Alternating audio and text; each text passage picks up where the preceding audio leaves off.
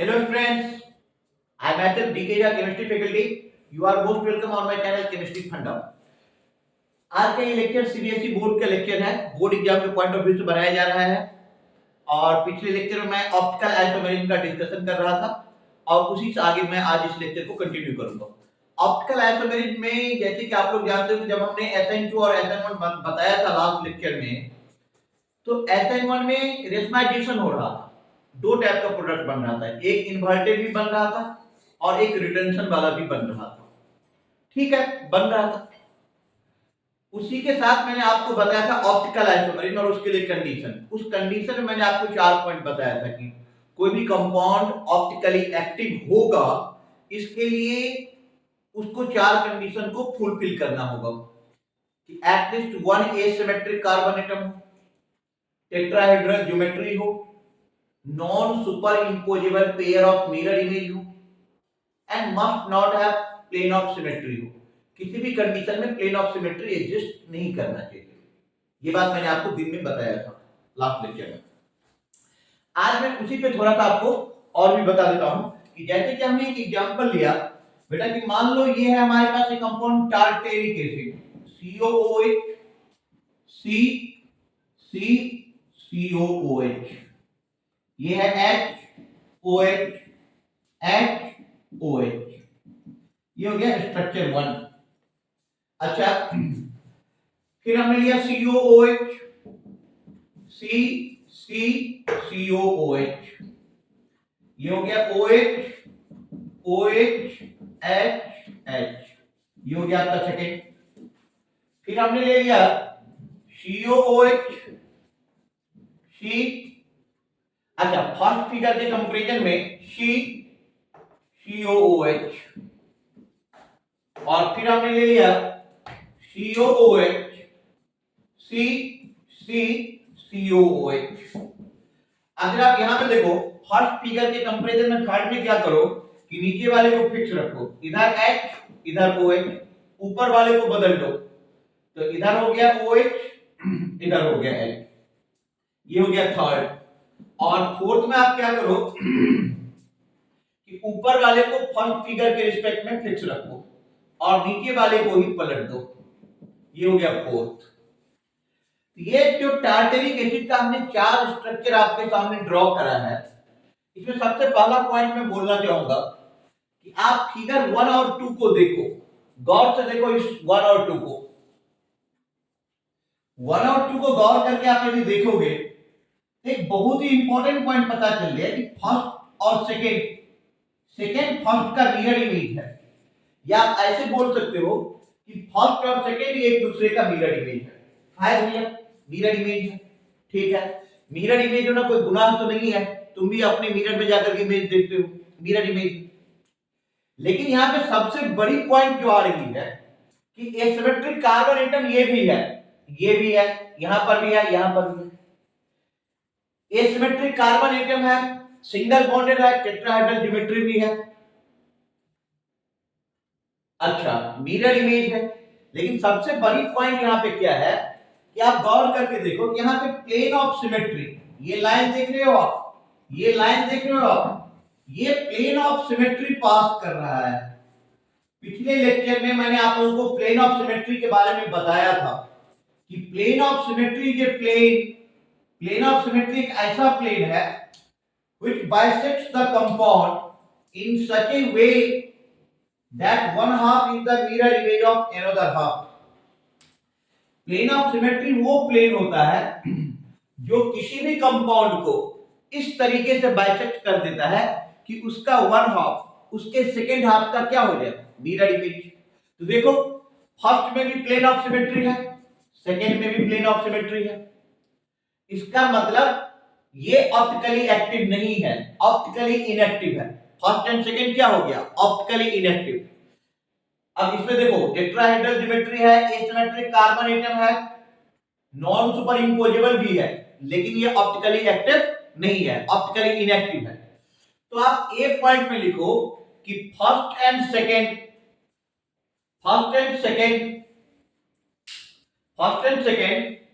Are called meso isomers. ये हो जाएगा आपका मीजो आइसोमर्स। तो फर्स्ट एंड सेकंड का बेटा क्या नाम हो गया? Meso isomers. क्लास 11th में आप लोग अच्छे से पढ़े होंगे, ऐसा मैं मान के चल रहा हूं। बी पॉइंट पे आ जाओ, पॉइंट नंबर बी। अब आप फिगर थर्ड और फोर्थ को देखो। देखो ये एसिमेट्रिक कार्बन एटम है, ये एसिमेट्रिक कार्बन एटम है, ये एसिमेट्रिक कार्बन एटम है, ये एसिमेट्रिक कार्बन एटम है, कोई बात नहीं, होना चाहिए। ये एसिमेट्रिक है, ये एसिमेट्रिक है, ये एसिमेट्रिक है, ये एसिमेट्रिक है। अच्छा, थर्ड एंड फोर्थ एक दूसरे का मिरर इमेज भी है, देख लो गौर करके। यदि थर्ड को मिरर के सामने ले जाओगे तो फोर्थ बनेगा।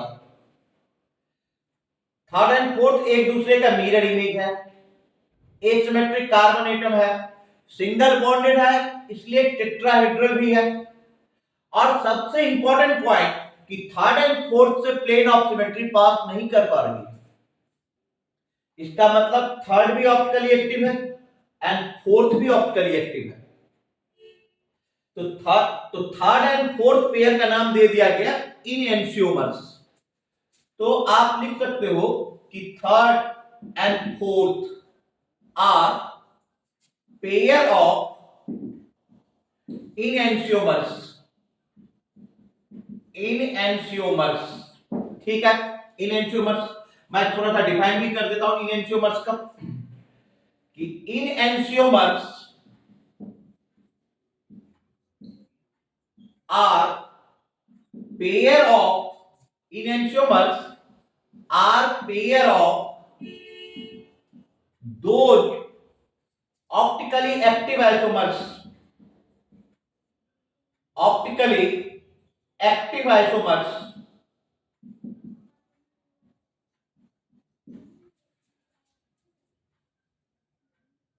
which are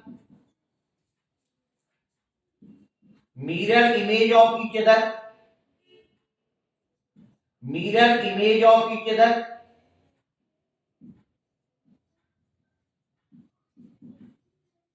and non superimposable, non superimposable। आप तुम पूछोगे सर नॉन सुपर इम्पोजेबल कैसे आपने चेक कर दिया? देखो बुक के मेथड को फॉलो करोगे तो काफी टफ हो जाएगा कि 180 डिग्री से रोटेट करवाओ, ये करो वो करो। कुछ मत करो यार, कुछ मत करो, करना ही कुछ नहीं है। फिगर फोर्थ को उठाओ, उठा लो। फिगर फोर्थ को इमेजिन करो कि यहां से निकल रहा है और निकल करके इसको फिगर थर्ड पे डालो। देखो OH पे H गिरेगा और H पे OH गिरेगा, तो मिसमैच कर रहा है ना। मिसमैच करके मतलब नॉन सुपर इम्पोजेबल, इसलिए थर्ड एंड फोर्थ को बोला गया है non superimposable. Third and fourth are mirror image है एक दूसरे का, नॉन सुपर इम्पोजेबल है, ऑप्टिकली एक्टिव है, तो ये इनएंशियोमर्स हो गया। तो enantiomers are pair of those optically active isomers which are mirror image of each other and non superimposable. Write down, इसको नोट कर लो, क्योंकि इसके बाद मैं तुम लोगों को बताऊंगा डायस्टेरियोमर्स, तो मुझे थोड़ा सा स्पेस चाहिए, तो पहले आप नोट कर लो।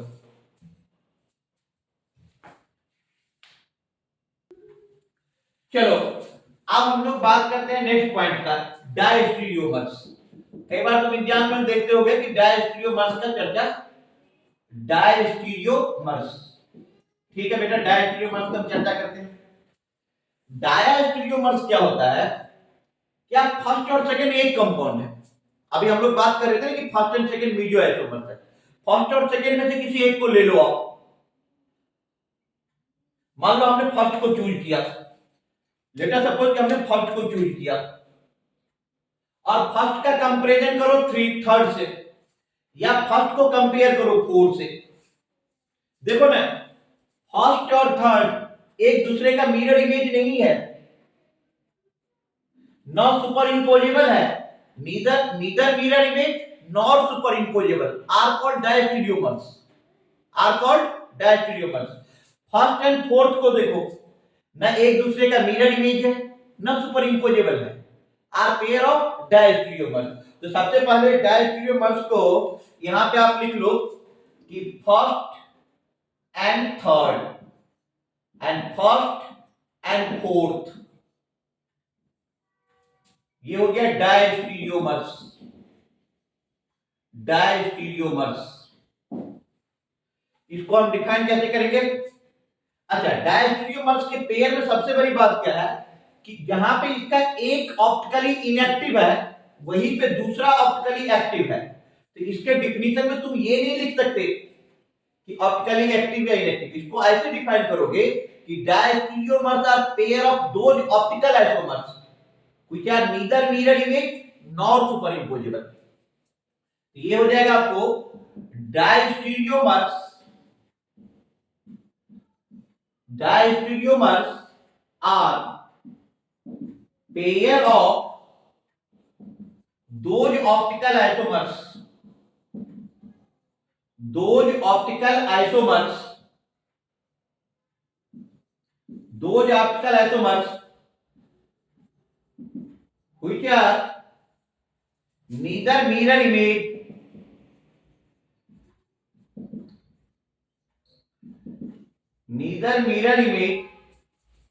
nor superimposable,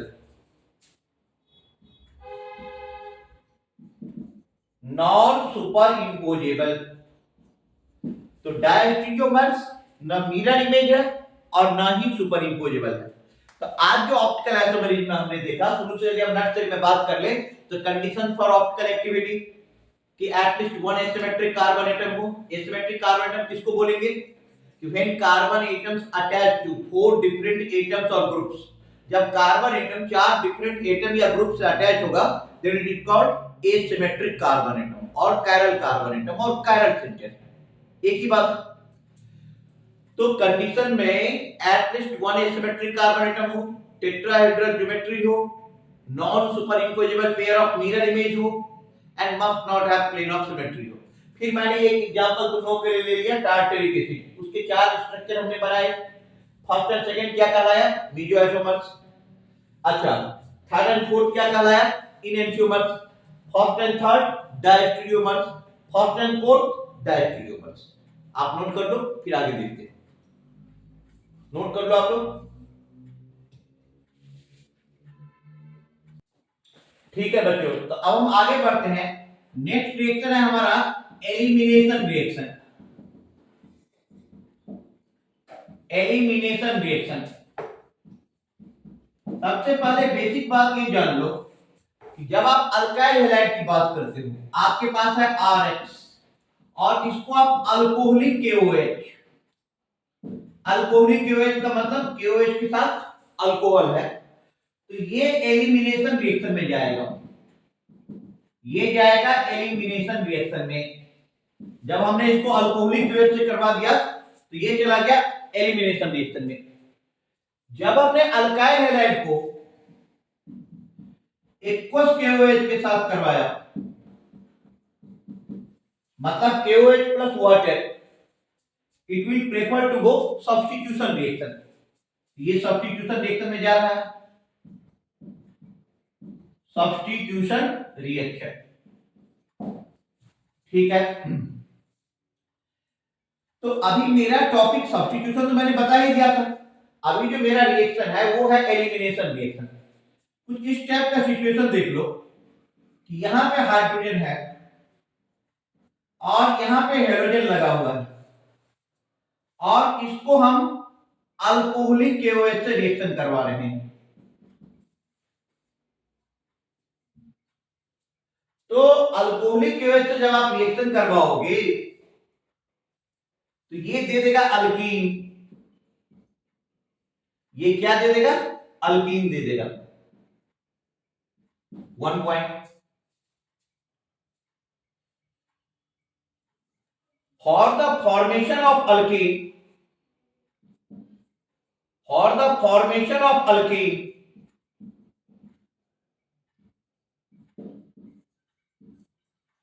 at least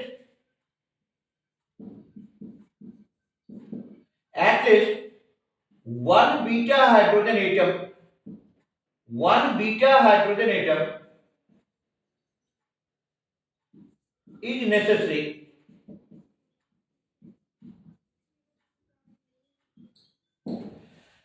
alkyne के प्रिपरेशन के लिए कम से कम एक बीटा हाइड्रोजन एटम चाहिए। जैसे देखो ये हेलोजन है, अब इसके रिस्पेक्ट में अल्फा कार्बन, बीटा हाइड्रोजन। बेटा कम से कम एक बीटा हाइड्रोजन होना चाहिए। हाँ, एलिमिनेशन की यदि तुम बात करो, कॉम्पिटिटिव एग्जाम की बात करो, तो एलिमिनेशन E1 होता है, E2 होता है। वो तो अभी बोर्ड एग्जाम के लिए चलना नहीं है कुछ। तो बोर्ड एग्जाम के लिए तुम्हारे लिए काफी हो गया कि for the formation of alkyne at least one beta hydrogen atom is necessary. ये तुम एग्जांपल ही को लेना चाहते हो तो सपोज कर लो कि तुमने ले लिया CH3 CH2Cl और इसको करवा दिया अल्कोहलिक KOH के साथ। अल्कोहलिक KOH के साथ इसको तुमने रिएक्शन करवा दिया। ये तुम्हें क्या दे देगा? ये दे देगा तुम्हें अल्कीन। मतलब इधर से X जा रहा है, इधर से H आ रहा है, तुम इसको समझने के लिए ऐसे समझ सकते हो। तो ये अल्कीन दे देगा, प्लस बेस के साथ H लग जाएगा। मान लो जो भी हम बेस लेंगे तो बेस के साथ, यहां पे मान लो हमने बेस ले लिया, अल्कोहलिक बेस चाहिए तो बेस के साथ H लग जाएगा, अब प्लस X माइनस हो जाएगा। ऐसे भी लिख सकते हो। तो एलिमिनेशन रिएक्शन के लिए ये हुआ। लेकिन जब तुम सीबीएसई के क्वेश्चन पेपर की बात करोगे तो एग्जामिनर कई बार क्वेश्चन घुमा करके भी तुमसे पूछेगा और उसके लिए तुम्हें मेंटली प्रिपेयर रहना रहेगा, होना होगा कि क्या पूछ सकता है, क्या कर सकता है वो। तो चलो मैं इस पे कुछ एग्जांपल लेकर के उस पॉइंट को क्लियर करता हूं। पहले आप लोग ये नोट कर लो।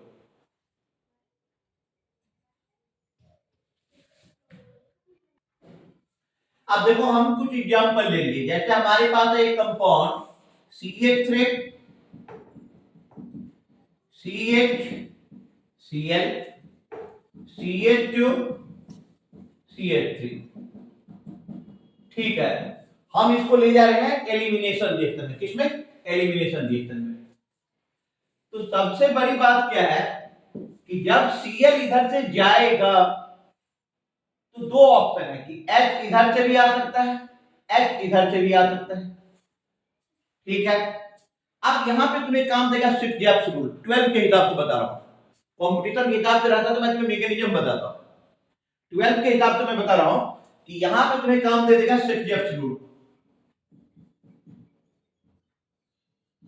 स्विफ्ट जैप्स रूल, स्विफ्ट जैप्स रूल क्या कह रहा है कि during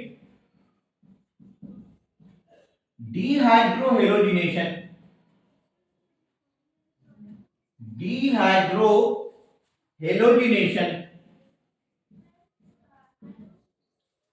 more symmetric alkene is the major product. More symmetric alkene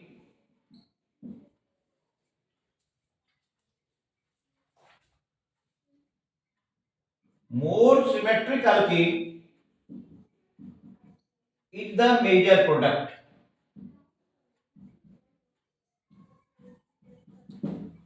Major product, ठीक है। ड्यूरिंग डिहाइड्रोहेलोजिनेशन, डिहाइड्रोहेलोजिनेशन का मतलब हो गया कि हाइड्रोजन और हेलोजन दोनों का हटना। अच्छा यहां पे गौर करके देखो ना, दो प्रोडक्ट बनेगा। एक बनेगा CH3, यदि इधर से जा रहा है CH डबल बॉन्ड CH3। अच्छा दूसरा जो तुम्हारे पास बनेगा HC डबल बॉन्ड CH2CH3।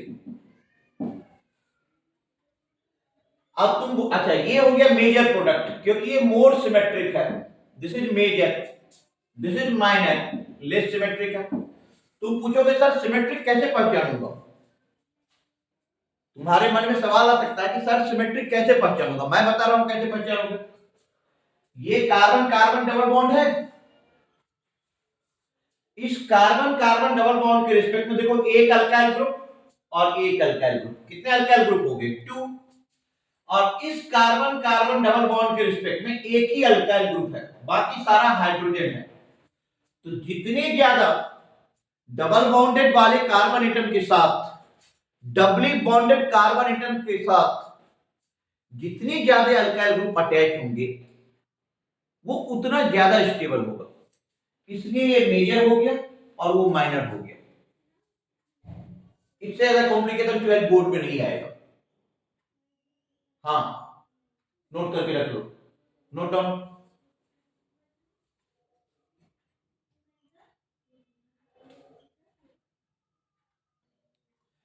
चलो बच्चों, इसका नेक्स्ट रिएक्शन होगा हमारा ग्रिग्नार्ड रिएजेंट। ग्रिग्नार्ड रिएजेंट, अच्छा ये बहुत प्यारा रिएजेंट है। सबसे पहले ग्रिग्नार्ड रिएजेंट कैसे प्रिपेयर करोगे, तो इसका प्रिपरेशन देखो बहुत सिंपल है कि आप अल्काइल हैलाइड ले लो, ले लिया, मैग्नीशियम के साथ रिएक्शन करवा दो in presence of dry ether. Dry ether के प्रेजेंस में इसको मैग्नीशियम के साथ रिएक्शन करवा दो, ये दे देगा alkyl magnesium halide. Alkyl magnesium halide, as you know that कि magnesium is more electropositive than alkyl group. Generally 95% case में आप लोग क्या देखते हो कि अल्काइल पे हमेशा पॉजिटिव चार्ज रहता है कि नहीं रहता है? बिल्कुल रहता है। लेकिन ग्रिग्नार्ड रिएजेंट में क्या देख रहे हो, क्योंकि वो कार्बन मेटल के साथ अटैच है और मेटल बहुत ज्यादा इलेक्ट्रोपॉजिटिव होता है, दैट मींस व्हाट कि मेटल पे पॉजिटिव चार्ज आएगा, तो कार्बन या अल्काइल ग्रुप पे कौन सा चार्ज आ जाएगा? Negative, RMDX। अच्छा, जो 12 बोर्ड का सिलेबस है उसमें इसका 2 रिएक्शन है इस चैप्टर में, बाकी इसकी काफी रिएक्शन है। तो पहले मैं वो बता देता हूं, property. First, reaction with water, reaction with water H2O। ठीक है, चलो रिएक्शन करवा देते हैं। हम कोई ग्रिग्नार्ड रिएजेंट ले लो, सपोज कर लो हमने ले लिया CH3 CH2 MgBr, ethyl magnesium bromide, and now react with H2O,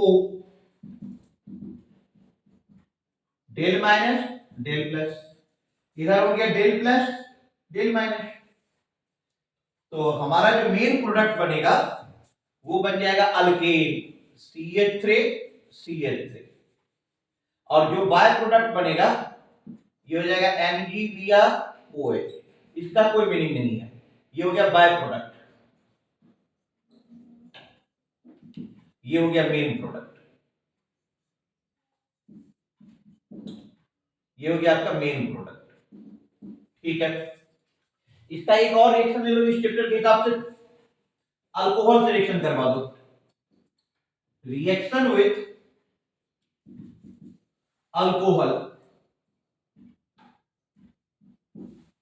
आप क्या करो, आप ले लो CH3 CH2 MgBr, this is delta positive delta negative, and take alcohol, alcohol में ले लो methyl alcohol CH3OH, oxygen is more electronegative than hydrogen.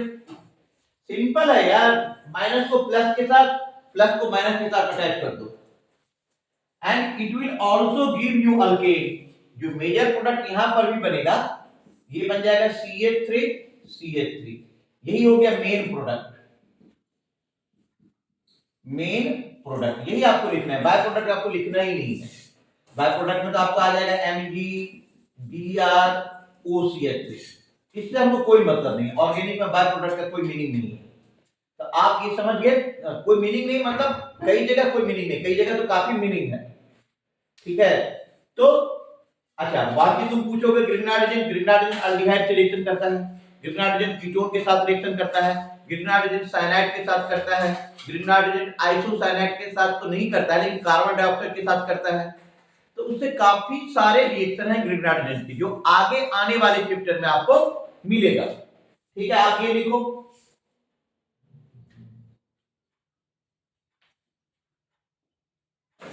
लिख लिए? चलो आज के लिए बस इतना ही, इससे आगे हम नेक्स्ट लेक्चर में देखेंगे। Thank you.